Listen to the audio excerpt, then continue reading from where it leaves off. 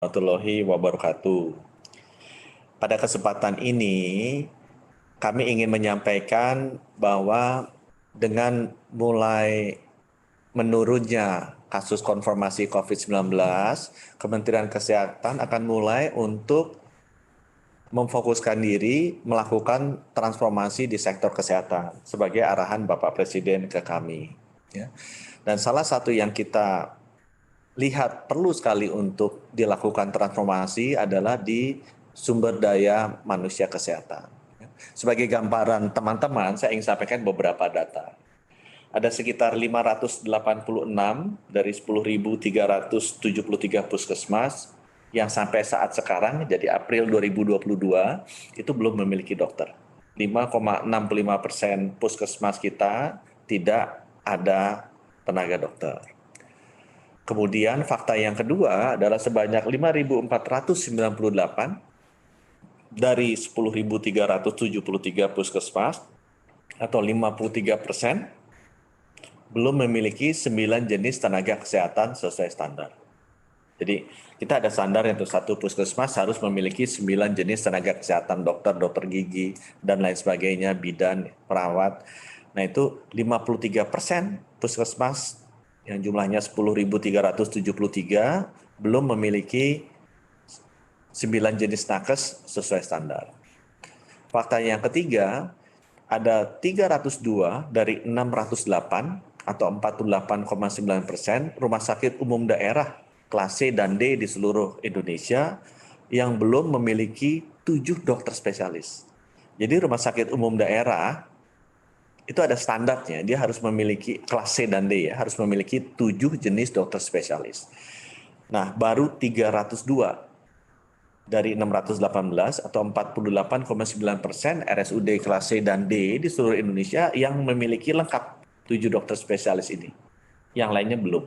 Ya, ada spesialis anak, obgyn, bedah, penyakit dalam, anestesi, radiologi, dan patologi klinik.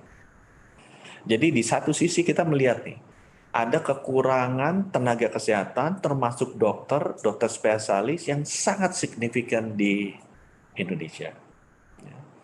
Nah, di sisi lain, kita juga melihat bahwa dengan adanya aturan yang baru, di tahun 2023 tidak ada lagi tenaga honorer kesehatan. Jadi tidak ada lagi tenaga kesehatan sifatnya honorer.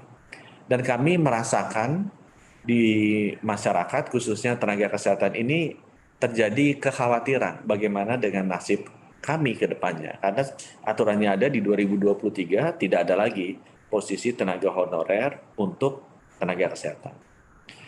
Nah, pemerintah sudah duduk bersama-sama, yaitu Menteri Kesehatan, Menteri Pendidikan, Kebudayaan, Riset, dan Teknologi, Menteri Pendayagunaan Aparatur Negara, dan Menteri Bappenas, ya, Perencanaan Pembangunan Nasional, dan kita sudah duduk bersama, dan kita sudah berdiskusi dan disetujui untuk membuka formasi di tahun 2022 sampai 2023 ini untuk menerima tenaga honorer kesehatan yang sekarang ada di daerah-daerah sebagai calon ASN statusnya atau pegawai pemerintah dengan perjanjian kerja atau P3K.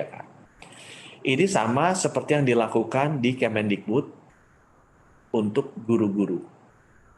Ya, sebelumnya sudah dilakukan. Jadi sekarang kita di Kementerian Kesehatan juga melihat bahwa kita memiliki banyak tenaga honorer yang sudah bekerja sebagai tenaga kesehatan dan di tahun 2022 dan 2023 ini nanti kita buka formasinya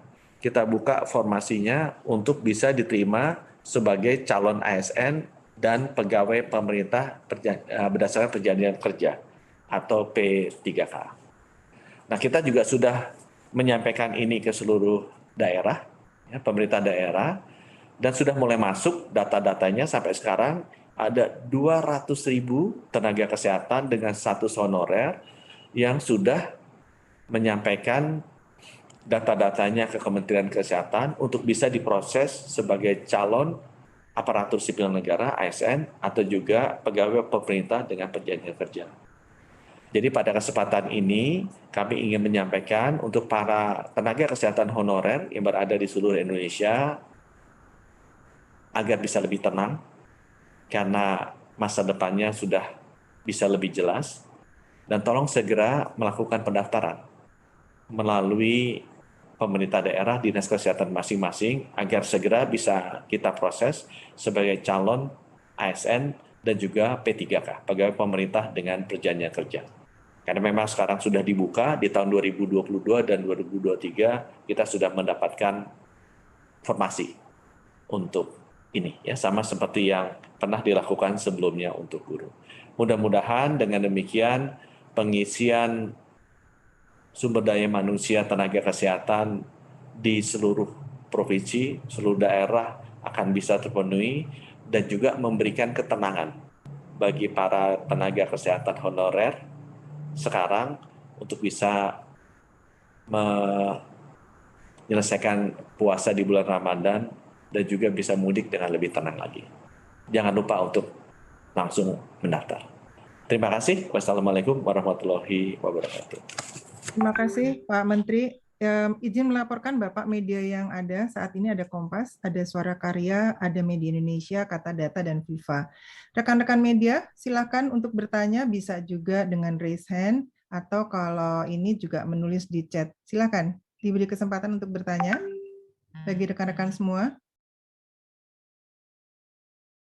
Izin Pak Menteri, belum ada yang tanya Pak, belum ada yang raise hand. Oh, ada satu Bapak dari Intan. Dari Harian Kompas, apakah ada target berapa tambahan tenaga kesehatan yang akan direkrut pada tahun ini, dan jika ada berapa daerah prioritas untuk distribusi tenaga kesehatan? Silakan Pak Menkes. Kita akan konsentrasi nih Intan untuk bisa memformalkan ini yang sudah masuk 200.000 lebih ya. Jadi tenaga kesehatan yang sudah bekerja sekarang sebagai tenaga honorer di seluruh puskesmas dan rumah sakit di Indonesia, sekarang sudah 200.000 lebih yang mendaftar ke Kementerian Kesehatan agar bisa kita proses, bisa menjadi calon ASN atau juga pegawai pemerintah dengan perjanjian kerja atau P3K. Jadi kita akan konsentrasi ke yang ini dulu sebelum merekrut yang baru. Karena mereka ini kan sudah terbukti kerja dengan kita. Ya, kerja dengan kita. Nah, sudah berapa lama juga mereka sudah berbakti buat pemerintah daerah maupun pemerintah pusat, dan mereka yang akan kita prioritaskan untuk bisa diformalkan, direkrut sebagai calon ASN atau P3K. Terima kasih Intan. Dan itu 200.000 lebih ya, lebih dari 200.000. Iya Pak, daerah prioritas distribusi tenaga kesehatan ya Pak ya. Kemudian teman-teman, monggo silakan bisa raise hand selain juga menulis di chat rekan media. Mumpung ada Pak Menkes dulu, Pak Menkes yang nerangin langsung. Ayo, monggo silakan. Dari Suara Karya ada, dari Jawa Pos juga ada ini, silakan. Dari Viva. Oke, dari Jawa Pos Pak, artinya 200.000 ini tidak ada seleksi tulis lagi ya Pak?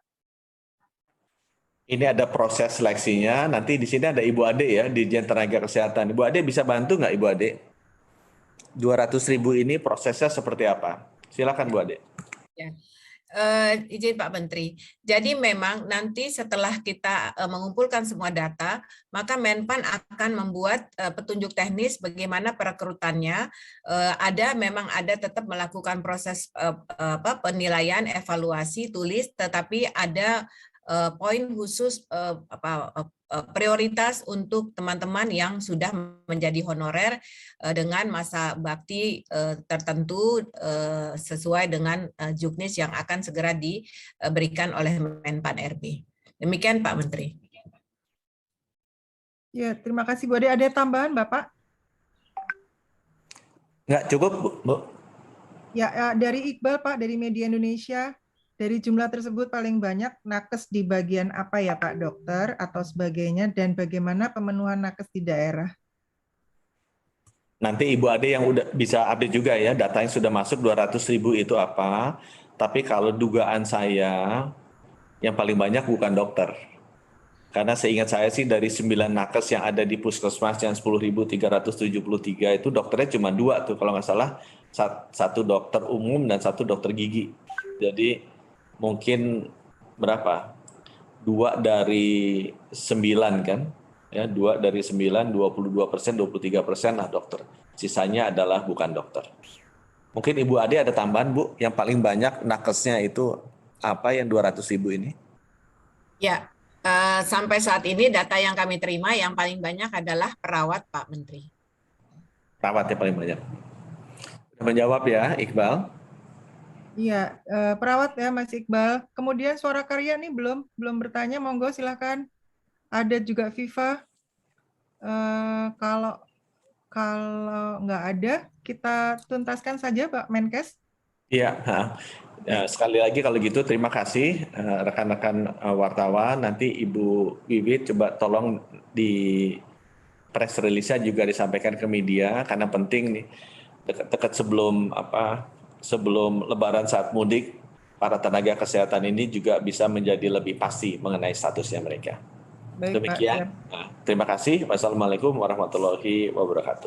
Terima kasih Pak Menkes, terima kasih Bu Ade, Bapak dan Ibu sekalian yang hadir dan teman-teman semua. Sehat selalu untuk kita dan segera mungkin juga akan kami tuliskan press release dan juga teman-teman bisa memberitakan supaya bermanfaat dengan para nakes semuanya. Terima kasih, sehat terus, selamat menjalankan ibadah puasa sampai selesai. Wassalamualaikum warahmatullahi wabarakatuh. Waalaikumsalam warahmatullahi wabarakatuh. Terima kasih Bapak. Kami tutup ya Pak.